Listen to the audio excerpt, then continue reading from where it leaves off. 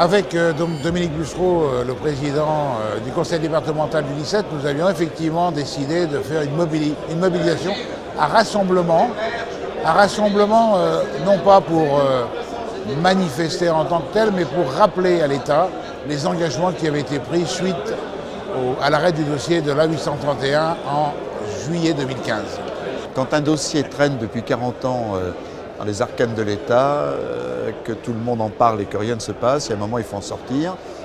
Nous avons une nouvelle ministre de la Transition écologique, Madame Borne, qui a été préfète de la région Poitou-Charentes, qui connaît ce dossier, un nouveau secrétaire d'État au transport, un nouveau, je dirais, paysage politique français.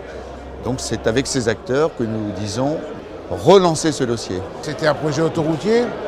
Nous redemandons le projet autoroutier où on est ouvert, deux fois deux voies, qui permettent d'aller facilement entre la Vendée et le 17 et une voie entre les deux régions.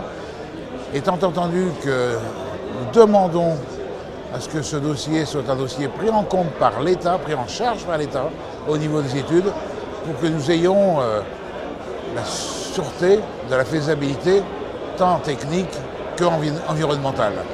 On voulait faire une 4 voies, l'État nous a demandé de faire une autoroute. Puis quand on a fini le dossier de l'autoroute, Madame Royal, ministre de l'Environnement, a stoppé tout. Et donc il faut tout reprendre à zéro. Chacun sait qu'une DUP, c'est plusieurs années, surtout quand on traverse des zones comme le Marais Poitevin. Donc il y a eu une mauvaise volonté, une mauvaise compréhension de l'État. Et peut-être que nous, les élus locaux aussi, à certains moments, nous n'avons pas assez râlé.